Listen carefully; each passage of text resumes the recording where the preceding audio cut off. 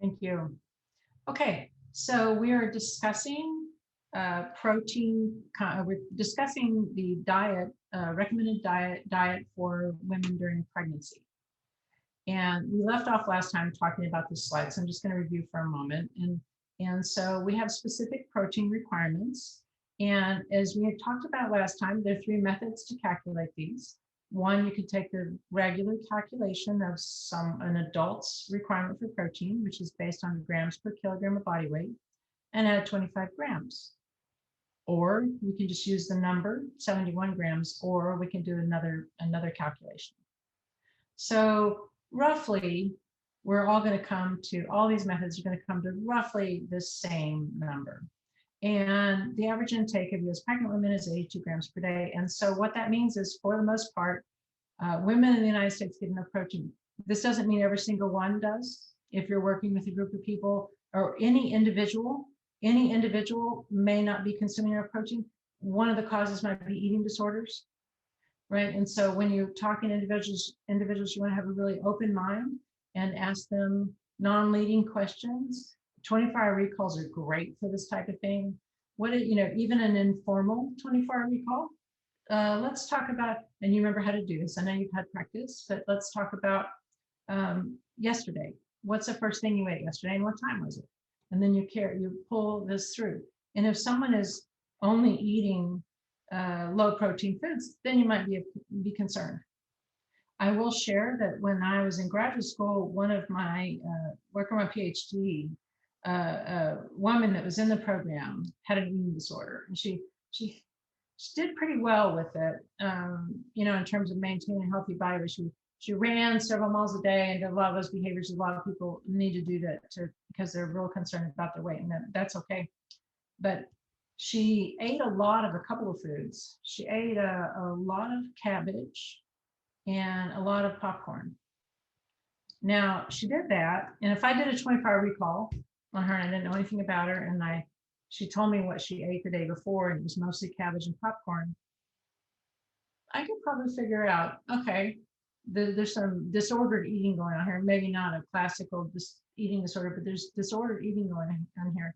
And then you can figure out from your knowledge of nutrition what nutrients are missing, and protein would pop up, right? So asking people what they eat in a calm way is a really good idea to get a grip. And then last time, I'm not going to repeat all this, we talked about how easy it is to get protein from the diet. Well, protein is spread throughout many sources, including vegetarian sources of food. So the next concept really fits in with this discussion of protein, because many people consume a vegetarian diet.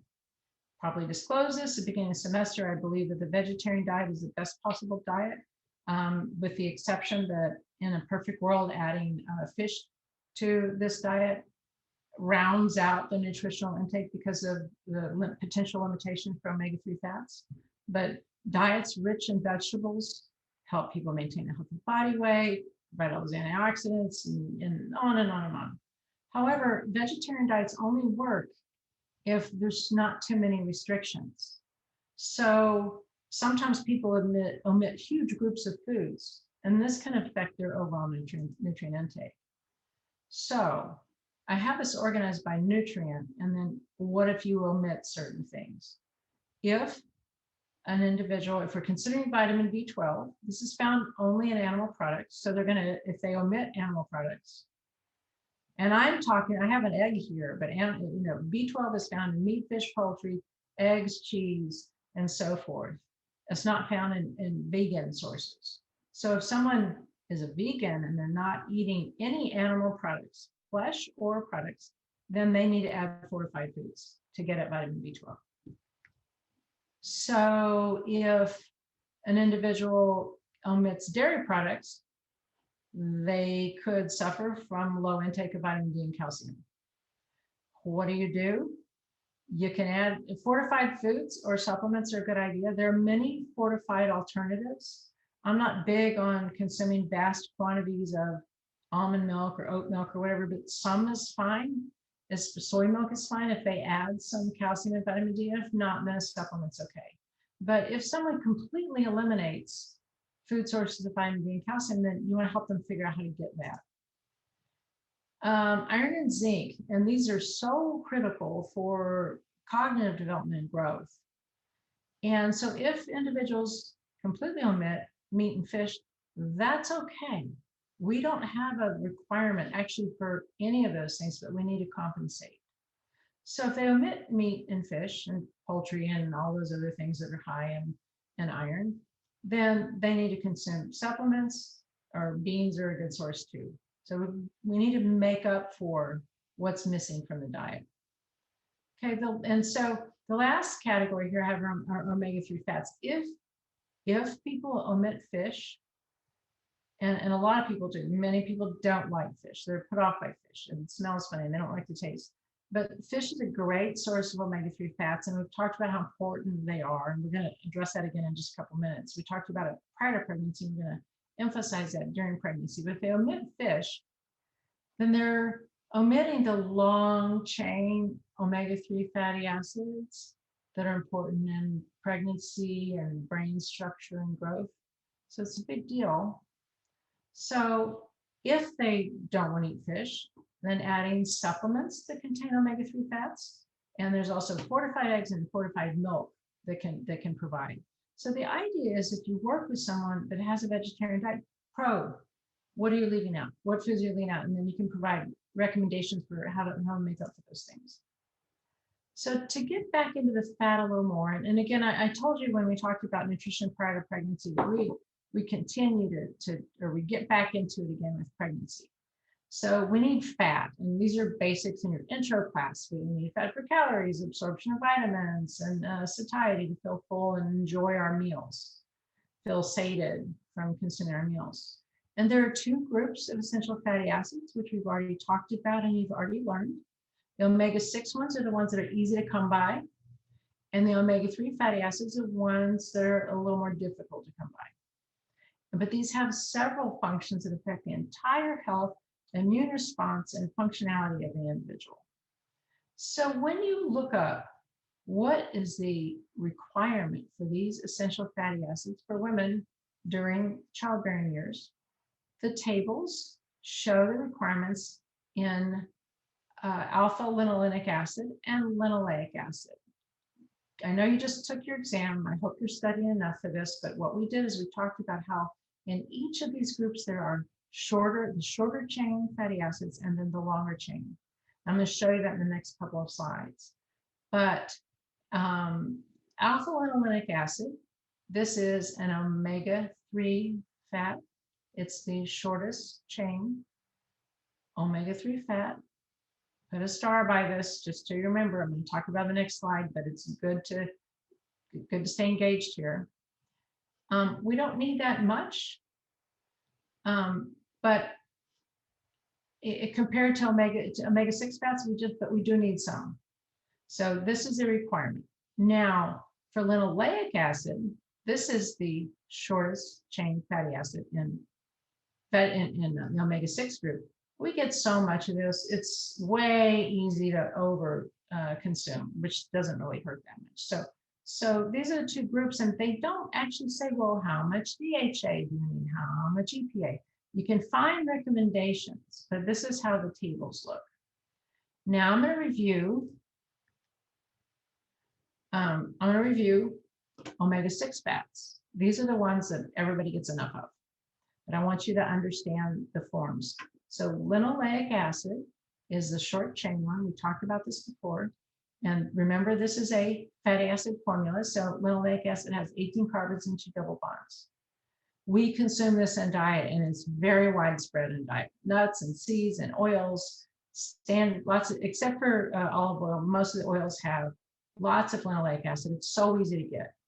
So the AI requirement is 13 grams per day, but it's easy to get there. The American diet, think if you eat anything fried, for example, or if you saute something in some kind of oil, or you have salad dressings, very easy to get here. Now there's an intermediate one, which I won't ask you about, because this is one that generally is made in the body. So when our body converts the 18 carbon linoleic acid to arachidonic acid, which has 20 carbons and 4 double bonds. This is an intermediate in the process. So in theory, you consume linoleic acid, and then you make arachidonic acid from it. We do this. So, and also, so it's synthesized in the body from linoleic acid, and also it's found in diet from meats. So either we make it or it's found in diet. Now, I do have a supplement here because we need to know about this. Sometimes people are interested in supplements, and there's actually a supplement that is the same, that provides this intermediate form found in the body. And I bring it up because some people say this helps with menstrual cramps. So if you go to, some store, Vitamin Shop, which provides vitamins with some evidence or no evidence, supplements with some evidence or no evidence, you can find evening primrose oil. So some people feel like this may help them with menstrual cramps. So I'm just telling you what the origin is. The most important point here is that most women consume enough omega-6 fats. We don't have to have this at all. We certainly get enough of this. And if we eat meats at all, we get a lot. It's found in cell membranes. So easy to consume. Most women get enough. So omega-3s are a different story, as we talked about. Notice the name is different. So for omega-6 fats, the shortest chain fatty acid is linoleic acid. Notice there is no N here in this name. It's linoleic acid. And then in omega-3, the shortest chain fatty acid is alpha linolenic acid. So notice the N here. That makes the word different. It's a different structure. And there are 18 carbons and 3 double bonds. And this is something that we absolutely consume in diet. We cannot make it. Remember, we cannot synthesize essential nutrients. We must consume them in diet. Okay, so we consume alpha linolenic acid. And if you're looking at 1.4 grams per day, you can see if you add some of these foods, and I will never ask you how much is per tablespoon. I just put this here so you get a feel for it. If you need 1.4 grams per day and you use flax seeds, canola oil, so on, it's so easy to get it. So we can get the short chain omega-3 fat, but it's not a perfect scenario. Just hang with me on this. Remember that we convert the short chain essential fats in each family to the longer chain. So ALA is converted in the body to EPA and DHA. And notice how we start with 18 carbons and 3 double bonds, and then we increase it. Okay, this is done enzymatically in the body.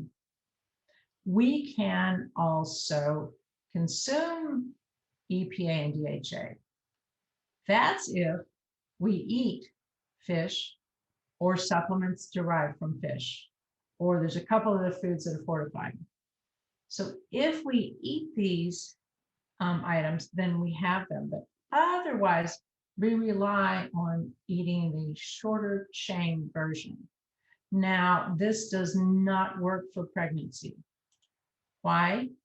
Because most women do not consume enough omega-3 fats. And if they do, even if they meet the DRI here, they are unlikely to convert the short chain fatty acid to EPA and DHA in enough volume to matter. Studies have shown we're not very efficient at making EPA and DHA, which means dietary intake can make a big difference. Does that make sense to everybody? I want to pause for a minute and see if you need to talk about it.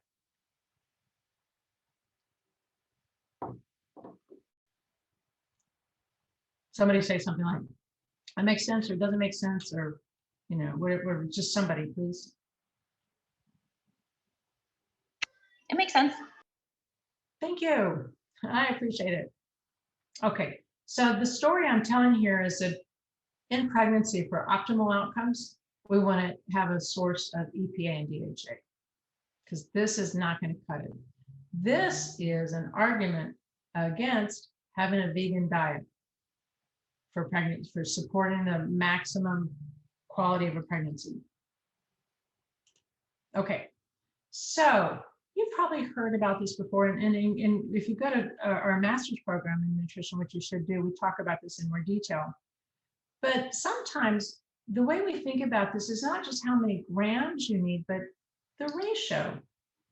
And as I indicated, most people consume a lot of omega-6 fats, but not very many omega-3s, unless you eat fish. So what's interesting is, and this, I read some of the stuff, and it is not a cut and dried situation, but there's evidence that our ancestral diet provided DHA from seafood. I'm talking way back. And this dietary intake actually affected the composition of the brain, and perhaps helped us to become smarter than we would have if we never had omega-3 fats. So it's a jump in evolution. But so that's kind of cool. But then you look at the modern diet, many of us don't eat omega-3s. Big swaths of the United States don't eat fish. People that live inland, they don't have seafood, right? Unless they get it flown in and whatnot. But so it's easy not to consume enough. Now, we don't know what the optimal ratio is. It has not been defined. However, we do know that over time, we used to consume kind of even amounts of omega-6 and omega-3. But in today's society, with all the oils and fried foods and processed foods, we eat a lot more omega-6 and not very much omega-3. What this means is fish or supplements may be important. The bottom line. So what? Sorry, I jumped ahead. Why does it matter that women consume an abundance of omega-6 fatty acids and few omega-3 fatty acids, especially during pregnancy? So what? Okay, what do omega-3 fats do for pregnancy? When included in the diet, DHA makes up a large percentage of phospholipids in the brain. If you consume enough DHA, then the fetus's brain will have DHA deposited in it. Also, so that there's something there. Why do we do that? And then also, during the pregnancy, both of the long chain omega-3 fats, DHA and EPA, cross the placenta, mostly during the third trimester, and can have an effect on development of the brain, retina and neural tissues, gestation length, later risk for depression in the mom, and risk for preeclampsia during the pregnancy. Okay, so this diagram down here is just reminding you what a phospholipid is. I know you had it in 3367, you've had it before, but our cell membranes, remember this kind of crayon structure? Our cell membranes are made of phospholipids. So there's polar head group and then fatty acid tails. This is, here's a cell membrane just to remind you of that structure. And this part is hydrophilic. In the middle are the fatty acids, it's hydrophobic. I'm sure this rings a bell. Okay, so here's the structure. So here's glycerol.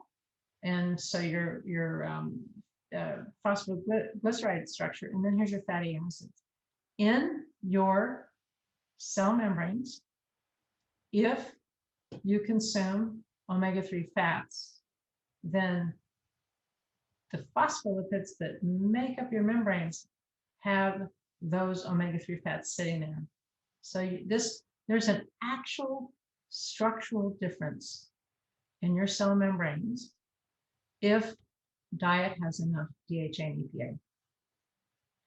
And then why do we care about that? Because we take DHA and EPA and do things with them that affect health. And I'm not going to go into details because it's from metabolism class. So this gets at that statement you may have heard, you are what you eat. Very true with omega-3 fats. If you don't eat them, you don't have them in your body. If you eat omega-3 fats, especially the long chain ones, then you incorporate them into your tissues, into your cells. They affect your immune response and also the outcome of the pregnancy. So a lot of information. I hope it's clear. Does anybody have a question?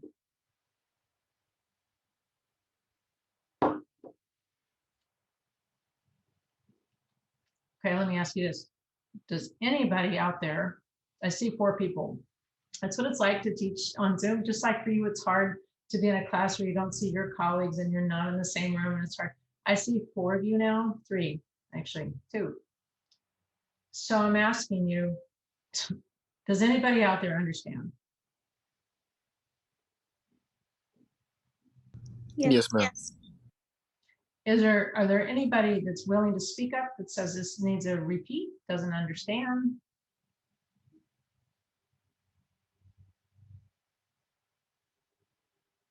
Okay, let's do this.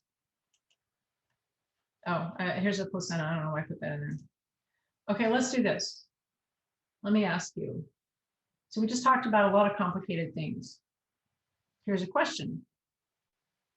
Do you, your friend's pregnant, or you're working as or a family member, or you're working as a dietitian, and someone asks you, do I need to consume fish for optimal health for the outcome?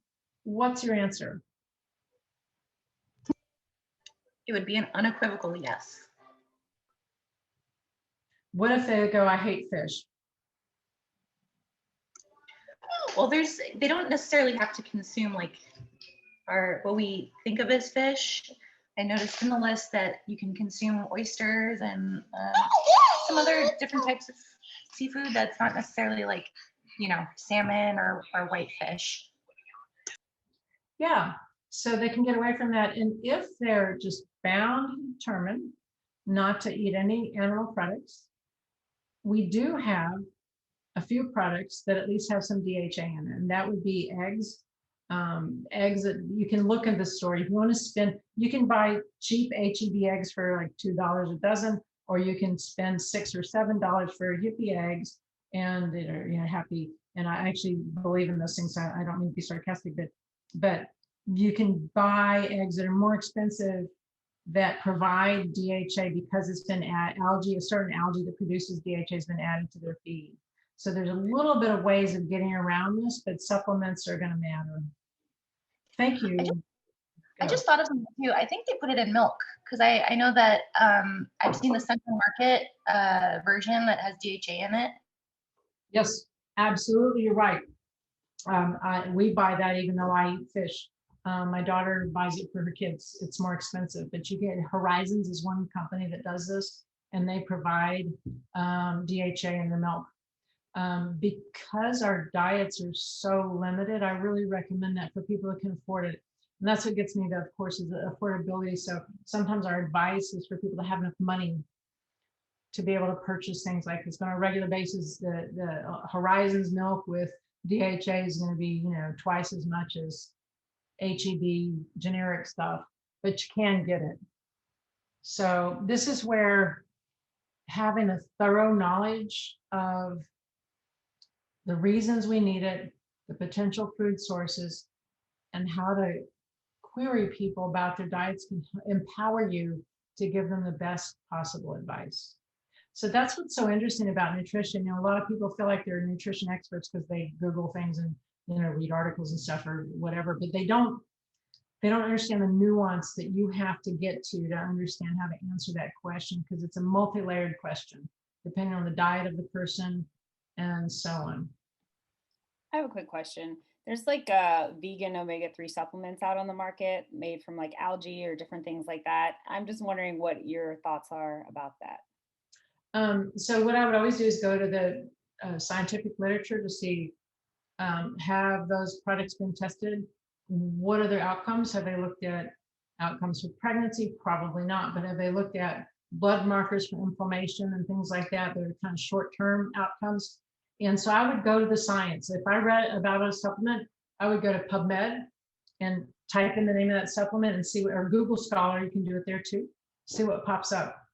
And so that would be my first approach. Now my, know-it-all approach would be that based on what I know, that's absolutely better than not trying. And I don't know that there's evidence against supplements with DHA and EPA. It comes from the DHA there's a certain type of algae, golden algae, that can be grown in vats and, in industry and stuff that produces DHA.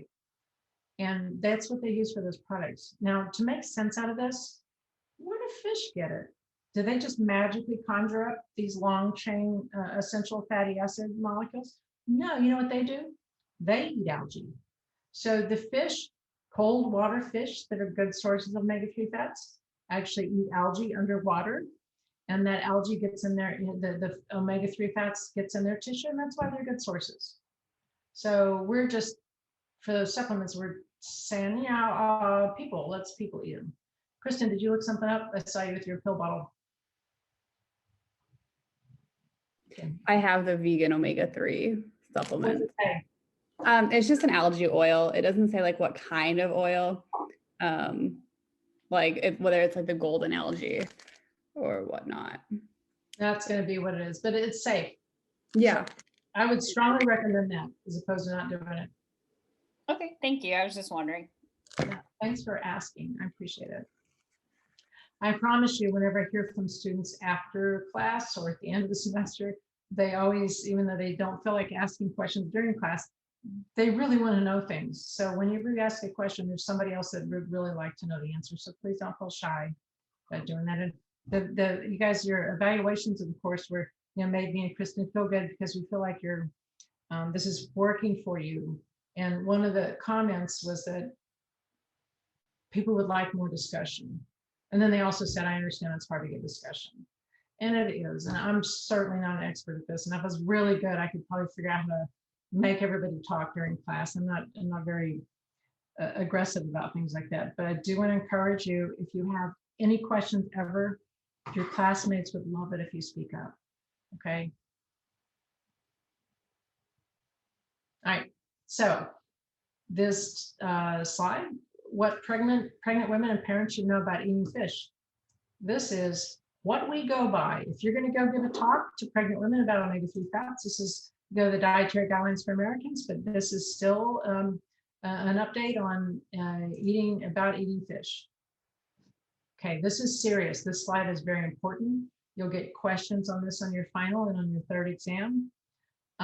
What is the advice for fish? For women, this is, in theory, the childbearing age is not many of us get pregnant after 42, but it can happen. So here's the advice. Eat 2 to 3 servings of fish per week, a total 8 to 12 ounces. That's not a serving, that's a total. From the best choice, and we'll show you this list, or 1 serving from a good choice. Eat a variety. So don't eat, we talked about this last time, don't eat a bunch of albacore tuna or those high mercury fishes. You want to spread it out. So salmon's a really good choice here. Sardines are a really good choice. So, but eating fish, even though we have a mercury issue, eating fish is supported in terms of outcomes for the kids. For children, and if she's being careful, then she won't get too much mercury, which would affect the fetal outcome. 1 to 2 servings. Now notice their total of 2 to 4 ounces, starting around age 2. This is the EPA advice. There is nothing magical about age 2. You can offer omega-3 fat-containing fish with the early weaning foods. In fact, it's a good idea if you want to develop taste preferences. My son-in-law makes this smoked fresh salmon that is absolutely delicious. And he's got a 11-month-old, a 3-year-old, and a 5-year-old, and everybody fights over that fish because they started tasting it earlier and they saw how much the parents liked it, right? And so early and often, don't wait till later, just have it be part of their normal life. But this is real important, and I don't think people know this unless they have formal education. If you eat fish caught by family and friends, check fish advisories. And I have links for you to do this. You can go to the Texas, you can just go into Google and say Texas fish advisories. And you might be really surprised because several bodies of water that you might fish out of have fish that have either mercury, too much mercury, or some chemicals called PCBs. So catching fish, we need to know a little bit more than we know about looking at these tables. So our family, one of our fun things, my son is a spectacular outdoorsman. We like to go to the coast once or twice in the summer and we all know you can catch and eat and what you can't eat. And so, so we have to go by those things. But so these advisories, this is the thing I think is missed by many people. They don't know that, for example, if you go to Town Lake or you go to some rivers in San Antonio or Canyon Lake, that there are some fish that have too much mercury in them. Canyon Lake, gar, what's the other fish there? Long-nosed gar and something else has too much mercury in them. Now, where does this mercury come from? It comes from industrial pollutants. Texas has been talking about energy and the source of energy and how reliable is it a lot in the past year, right? Ever since we had serious trouble in February.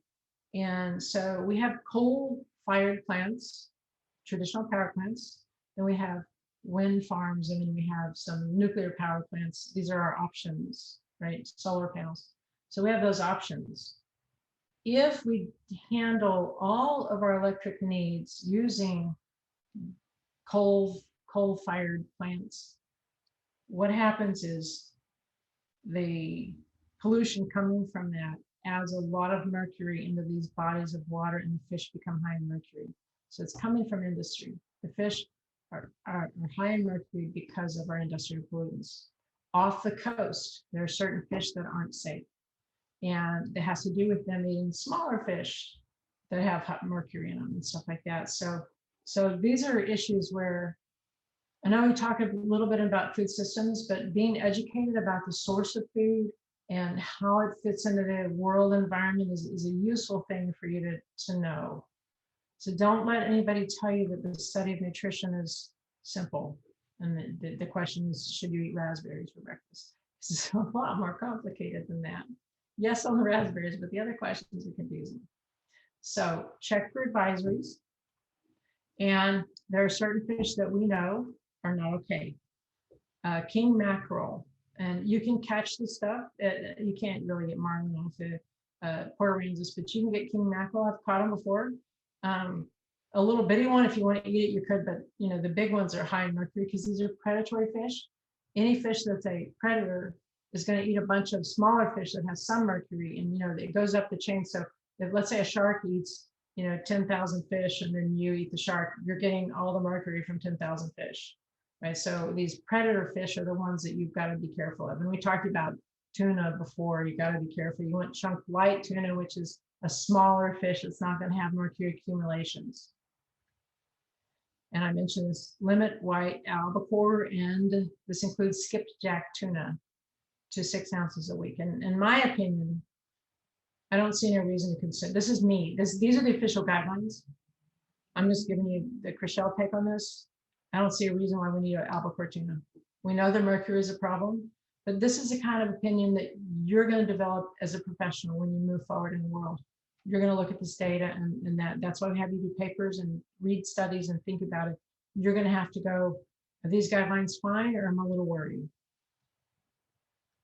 Okay, so here's our light tuna and albacore tuna, and I'm going to be clear, I do eat tuna, and this stuff's a whole lot tastier than this, but this is just fine and it's safe. So what about supplements? There is no official, I mentioned this, our GRIs or requirements for these omega-3 fats they're not looking at DHA and EPA, they're looking at the short chain, alpha-linolenic acid. If you go back, we have our requirement in units of the short chain omega-3 fats. However, that we need to consume the longer chain ones in order to maximize health. So what if we don't want to eat fish and this is too hard and we hate fish? If you like fish, go with this and a variety and you're good to go. If you won't eat fish, then there are supplements. And we deem this amount of DHA and EPA from supplements, whatever source, to be considered safe.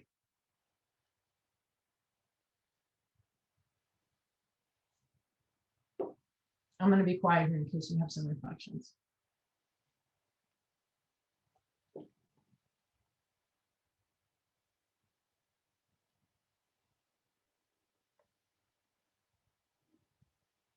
All right, so stop looking at the slide. You have to look away. Your friend asks you, it's a friend. Or let's make it complicated because friends are easy, but let's make it like the wife of, somebody, and you have to worry about your relationship with them because that's where extended family becomes an issue. What do you tell them? Should they fish? Yes or no? Brianna, you answered earlier. You said an unequivocal yes if you can. Right? You still stick with that? Yes. Okay. Do you know what to tell them now? I would like you to be able to translate this information to practical advice for somebody. Can you do it? Yeah. I would tell them that fish is the best way, the most bioavailable way to get your omega-3s, but you also have to be careful about the amount and the type of fish that you're eating. So it'd be good to look it up. If I could remember it offhand, I'd tell them, but I'd also tell them to do their own research and just make sure that the fish that they do consume is safe, basically, and has lower levels of mercury. So I'd probably recommend them eating either like a salmon, or I think I know you said the big eye tuna is not safe, but the yellowfin was safer. Yeah, I don't remember the numbers. I'm sad, but I would look at the table. Yeah. You know my notes better than I do. Thank you. No, it's fine. No, I was just thinking, well, also, so when I was pregnant, I was living in Hawaii, and the recommendations I got were different from this one because they're a lot safer to eat. So for me, I'm like going back and forth on what you're saying versus like my experience. But yeah, I would probably recommend that they be careful about where the fish was caught too. And I think whenever you buy fish, they will tell you where it was harvested from. Yeah, and that's legislation. So when you guys are interested in nutrition, always think that you have to have a hand in policy too. So back to Hawaii, I've spent some very high quality time in Maui, including diving, which is amazing. And the fish you get there are small, so you go to a restaurant, you get a whitefish. It's a small piece of fish. It's not going to be a high source of mercury. So you're right that the guidelines are so much calmer there. But, here it depends on where you are and what your predilections are and so forth. But thank you for that comment. I think it's very helpful. So to get at portions, we need to remember this. We overeat everything in this country, and so you don't need that much. So, and I'm going to throw in a little bit of common sense about dietary plates, because we tend to go through and talk about, well, eat fish or don't eat fish or how much. And really, what we want to do every time we say, well, 4 ounces of fish is a good idea on the size of your palm, right? What does the rest of the plate look like? So let's say you've got 4 ounces of salmon. The rest of the plate should have lots of fruits and vegetables and some whole grains on it, right? If we're eating like that, then we eat a diet that helps maintain a healthy weight, provides lots of nutrients, and is satisfying, right? And so some restaurants you might go to will give you 12 ounces of fish and a piece of bread, or some iceberg lettuce or something. Assuming we ever eat in restaurants again. I'm just saying back in the olden days when we ate out. So defining the entirety of the diet is really important as well. Portion size on the fish, and then having real food to back it up. There's new studies that keep coming out about why, Americans right now, I'm throwing overweight and obesity because it knocks me over all the time. Right now, the rate of the percentage of the population in the United States that has overweight or obesity of adults is 74%. It's gone up during COVID. So whenever we talk about diet, all these nutrients really matter, but the entire plate matters as well. And the strongest literature is eating foods that have fewer calories per bite. So if you have your salmon, which has lots of healthy calories per bite, have a big spinach salad or some steamed spinach or some roasted cauliflower or something like this. Now, I understand that every family has their own norms. And when I'm speaking, as you will, when you're speaking to a group, you're thinking of how would I construct a plate? When you're working with people, you want to ask them, what kind of foods do you like? right? And help them construct a plate based on their norms, and so you want to adapt for them. But anyway, it's nuanced, but it's critical that people understand all these things. Okay, now the next, I told you when we talked about nutrition prior to pregnancy that I was going to mention some nutrients and then bring them up again during pregnancy. These are some of the nutrients that we talked about that are critical prior to pregnancy, and they're also critical during pregnancy. They continue to be critical as we talked about. Remember choline, which is important in memory, and it's a methyl donor, and it helps with closing the neural tube during development. Folate, we talked about how important it is for closing the neural tube, so we avoid spina bifida. It's also needed for cell division. So we talked about iodine, which is needed for thyroid hormone synthesis, and iron, which is needed for a million things, including synthesis of red blood cells and electron transport molecules and so many things. So these are, as they were critical in prior to pregnancy, they continue to be critical during pregnancy. Excuse me. However, I'm not going to re-give these lectures because you already have them, right? So you already have this information. And so I just want to remind you that these are also critical nutrients during pregnancy. And now I'm going to pull out a few more that become more specific to pregnancy. These are the other micronutrients. And don't you love, I'm looking for an image for micronutrients and I come up with a bunch of supplements. And really this picture should be real food instead of, hey, here's some capsules, but here we are. So other micronutrients. Okay, this is probably something you don't know. Now you may know it if you've had Dr. Lane in class, because Dr. Lane is a vitamin A guru, and she's done a lot of research in vitamin A metabolism and its effect on cancer. And I will also say that my dissertation research also, I didn't know her then, my dissertation research also looked at metabolism of vitamin A in human cancer cells. So I have a love of vitamin A as well. So we know vitamin A is good. You guys probably could list food sources. Food sources are, orange and green plants. The orange plants, you're going to see the carotenoids, right? And spinach is a good source.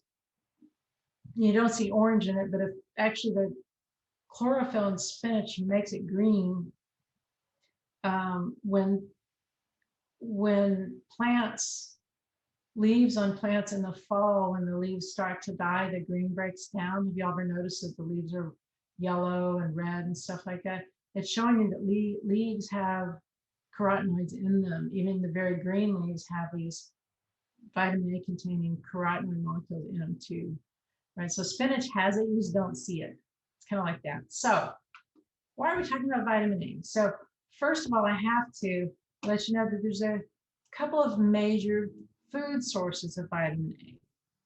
Okay, and in class, I go draw this on the board. So I just want to be sure I'm clear on this. We can consume vitamin A roughly from two buckets. One is preformed vitamin A, or retinol, which is found in liver, some degree in eggs, a small amount in meat, and in some supplements. So vitamin A in your body has a certain molecular structure. It's short. If you don't eat any of that stuff, but you do eat lots of orange, deep orange and red and green plants, we can take those longer carotenoid pigments and convert them to the shorter vitamin A in the body. So we don't have to have this highly bioavailable vitamin A from our diet. We don't have to have supplements. We do not have to eat liver, right? We don't have to do that. We have vitamin A in our livers because we eat plants and then we convert it to this. So vitamin A in general terms, we have the highly reactive molecules called retinol, short, and then we have these carotenoids that are the pigments in our healthy diet. Okay, usually in class, I'm able to draw this out better, but I think you've had enough background to talk about it. So nutritionally, we need to eat our plants. If you eat plenty of green and orange plants, then you're going to get the vitamin A that you need, and you're not going to get too much because it's not toxic. If you're consuming plant sources of vitamin A, there's no toxicity, it's not a problem. However, if you take high dose supplements, because somebody said, hey, high doses of vitamin A are a good idea for development, and this used to happen, and you take high dose supplements of preformed vitamin A, the short one that you store in your liver, if you take those, that's can be related to birth defects. And you can see what happens here. This entire skull is shaped differently, the ear is wrong, the structure is different. This is a child born to a mother who took high doses of vitamin A. You know why people did this?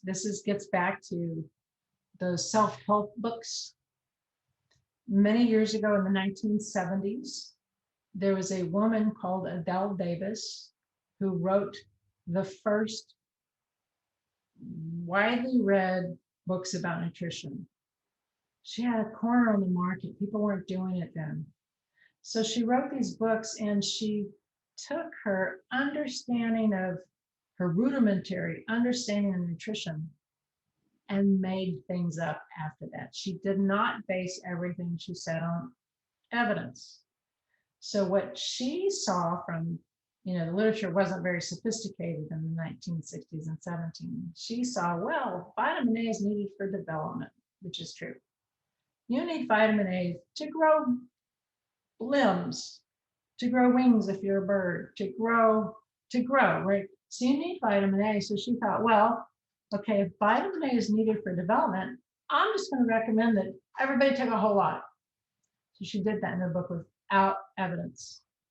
She had a chapter on eating large amounts of vitamin A. You know what happened? People followed her advice, and she made other things up. She made up things like, if you work in an office complex and there's fluorescent lights, that'll bleach the vitamin A out of your body and you need more. I mean, she just made that up. She did do that. And so people that followed her advice had kids with birth defects because she made it up and it wasn't based on evidence. Okay, so it's interesting, right? So what we want to do is we absolutely need vitamin A for development, but we do not need supplements, and we don't need high doses, and we don't want to go that way. And we do not have to. What we want to do is eat, eat your carotenoids, eat your dark green and leafy green and orange produce. Do not take supplements. Eat many orange and green plants.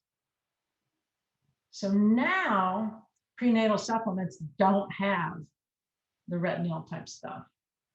If a prenatal supplement has any vitamin A in it, it's this stuff. Okay, so let's go back over this a little bit. We need vitamin A. Differentiation means you grow a wing from a cell, you grow bones from a cell. Your cells are changing function and turning into the kind of cell they're going to be. So we need vitamin A for doing this. We need good vitamin A status to be reproductive. But we don't need high doses of preformed vitamin A. We need our plants. So there's been problems with deficiency, and supplements may help, but let's go here. In the United States, the problem is toxicity. And there are even drugs that people take today that can provide too much vitamin A, and the supplements can be teratogenic. What does teratogenic mean? It's can cause birth defects or can be fatal for fetus. You got it. It's something that's teratogenic, causes birth defects. High doses of vitamin A, either in these medications, and these are like, this is for acne and this is for wrinkles. Okay, these medications have preformed vitamin A in them. And if people overdo it, then that can affect fetal outcome. Or if they just take high doses of vitamin A, and there are still doctors out there that are that lame, that aren't caught up with nutrition, that might recommend that people take high doses of vitamin A. This is why you need your education. This is why we talk about this stuff, because this is your lane. Okay, as a nutritionist, this is the information you want to keep so you can help prevent other people from consuming too much of the preformed vitamin A. So medications could do it. And what the term for toxicity is called retinoic acid syndrome. And this is kids that have either born to a pregnancy that has these drugs or high dose supplements of vitamin A. And you can see high forehead, ear malformation, you can see all this kind of stuff here, right? So there's physical problems. So here's your prevention. Don't take supplements of preformed vitamin A. Only take prenatal vitamins, they don't have it. This is a big one. We almost always ask this on the final. Use birth control if you were taking any of these medications. So if you are taking a medication such as Accutane, and there's other ones now, as a young woman, if you're taking these medications for acne, you will be advised by your healthcare provider to not get pregnant. And so typically when they write these scripts, they say you also need to take birth control pills. Now, I have the term here, Accutane. This has gone in and out of favor. This is a patented name. There are other names for drugs that are high in vitamin A, so you need to know more about it than that. But if any kind of vitamin A type compound that you take to prevent acne during pregnancy, prior to pregnancy, you must also take birth control, because the incidence of birth defects is really high, like 25%. That is really high. So what's the bottom line here? I know you give you a lot of information. The bottom line is plants are good. Eat plenty of plants, provide vitamin A. Don't take supplements of preformed vitamin A. If you're taking drugs that are similar to vitamin A, take birth control with them. Any questions about this?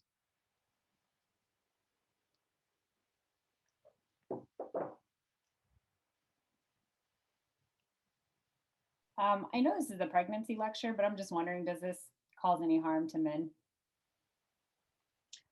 And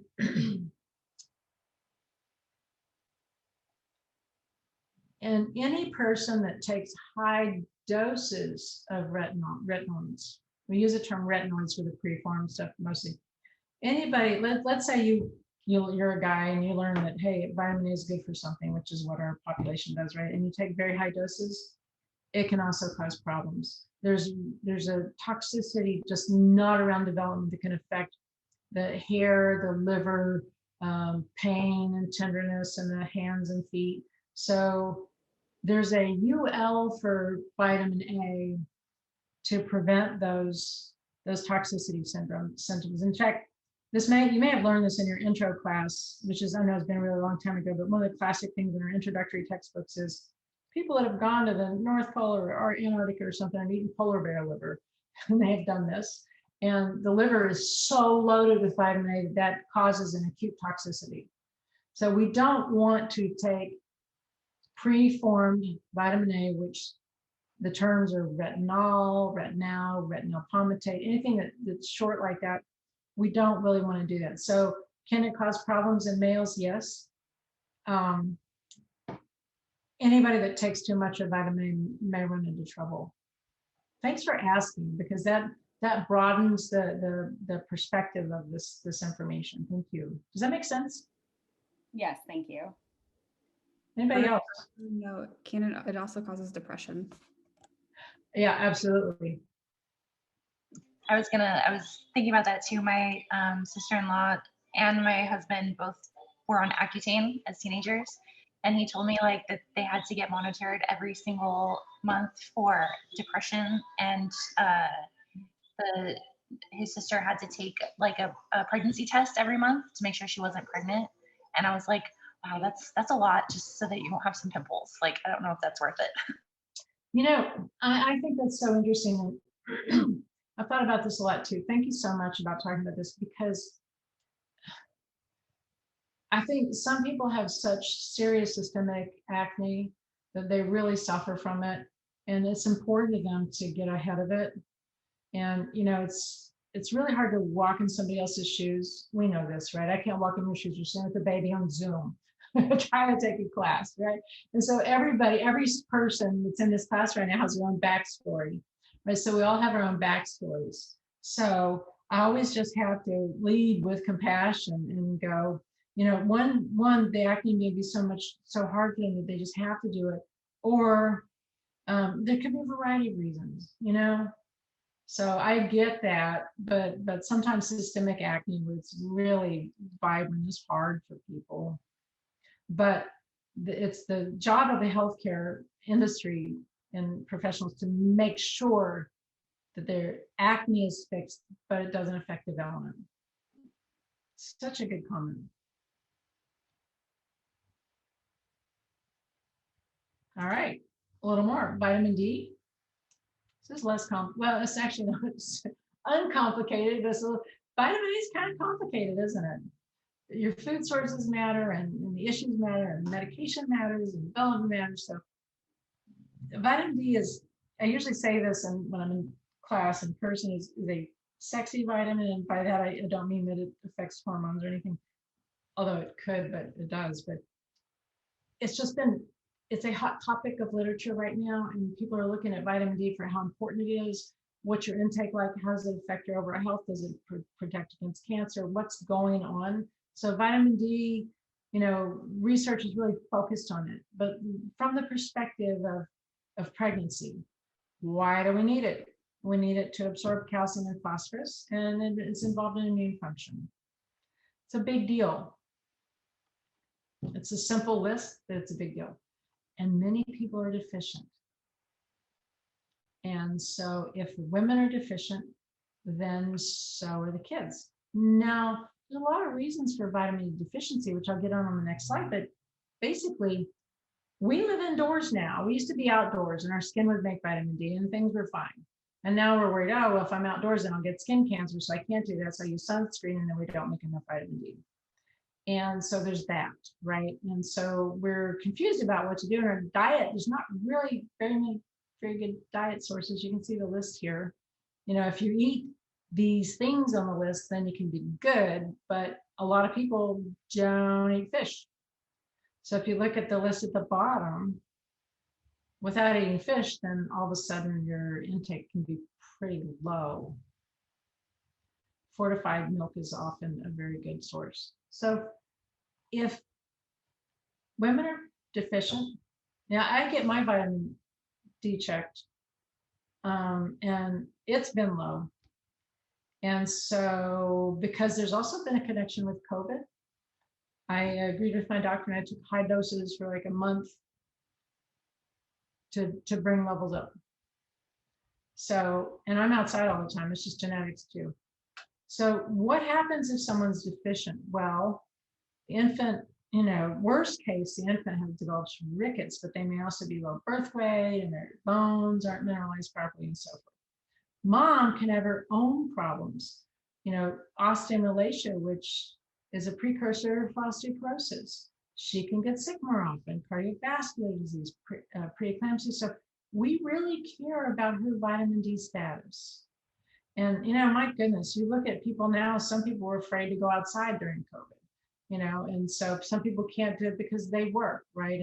And in countries where women are required to cover their entire bodies when they're outside, they get absolutely no vitamin D from skin exposure. So depending on the culture, the environment, the individual, she may not be able to synthesize it herself. And also studies show people have obesity, their vitamin D statuses are low. And I think that's probably because they store vitamin D in their fat and it's not available to do vitamin D functions. So it's interesting. So let's see, I still have a couple minutes. I think I'd like to finish this story here. So this is the second slide on vitamin D. Just bringing this up. And I mentioned all of this already. Issues affect vitamin D status. Low intake, she could have a vegan diet, no milk, right? Milk's fortified, eggs got some, right? So she's not going to eat it. She could have obesity. And so the vitamin D is stored in her fat, it's not available in blood. She could have limited sun exposure based on clothing, sunscreen, and so forth. Pigmentation too. Darker skin is less likely to make vitamin D than lighter skin, right? So that's a health disparity. And sunlight, so this gives you kind of a summary here. Sunlight makes less vitamin D based on all these things. In the shade, and so forth. So we make vitamin D. Here's the United States. This is so interesting. In June, from yellow down, we're more likely to make vitamin D from our skin exposure. What about all these guys? Okay, we're down here. We're in the vitamin D group. What about these guys? In Chicago, year round, you're not going to make enough vitamin D from sun. And so this is summer, so look at February. We've got the Valley and Big Bend. The rest of the state doesn't. So what are recommendations? So I'm against going over time, so I'm going to stop and I'll begin again with recommendations. So thank you for your patience and for engaging in class today. I can't tell you how much I appreciate it.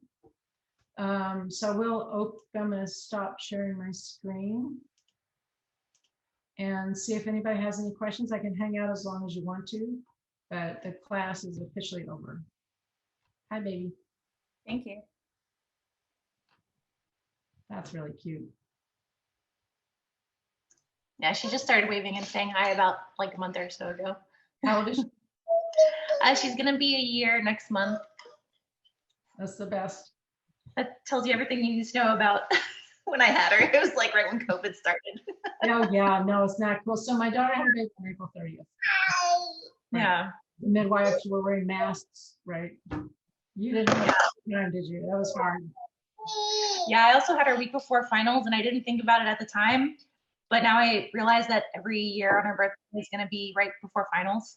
So you're not going to be in school forever. I'm just bringing this up. Well, if I go to medical school, I'm going to be in school for quite a while. So we'll The see how final that. schedule will be different and you should go to medical school. I'm delighted. Yeah. It's going to get easier. So in some ways. It actually is easier now that she's a little older. I mean, obviously I have to hold her and she's squirming around, but it's better than when she was little because she was like screaming all the time and she's a lot easier now. Cool. Yeah. She's All right. extremely cute. Thank you. Yeah. Thanks that was a great lecture today. I'll see you next time. Thanks for participating, Brianna. I love it. Thank you. No problem. Bye. Bye. Sarah, are you here? Okay. So sometimes people log in and kind of go do something else. So I thought, so thanks for being on standby today. Yeah. But I'm okay. It was a really, really rough night and then it just quit. And so I'm really lucky. So I'm okay. I'm glad you're good. Thank you. Thank you. So thanks for being on standby. Yeah, you're welcome. So I want to have a work conversation with other people engaged. So I think we're good. If you have any other questions, email me. But if you have any concerns or anything we can do, I'm glad the class average was so high. Yeah. With an open book test, if it's not, I don't know what to do. Right. That we're done with that. So kind of be thinking ahead for the third exam. And we're getting ready to get our papers in. Okay. Because they're so late in the semester, we're going to have to really expedite grading. So, look at it on your calendar. And so I'm going to ask you to do, 4 or 5 a day to do your part. And let's talk about before you start. And then I'm going to try to turn them around that fast too, so the students have an idea where the grades are. Okay. All right. You doing okay? Yeah, I'm doing good. It's a kind of a crunch week this week, but this semester hasn't been too difficult. I've been taking 4 classes, so that's been rough in itself, but it's better than I thought it would be. So Good. Well, thanks for all you do. Thank You're you. welcome. Bye. Bye.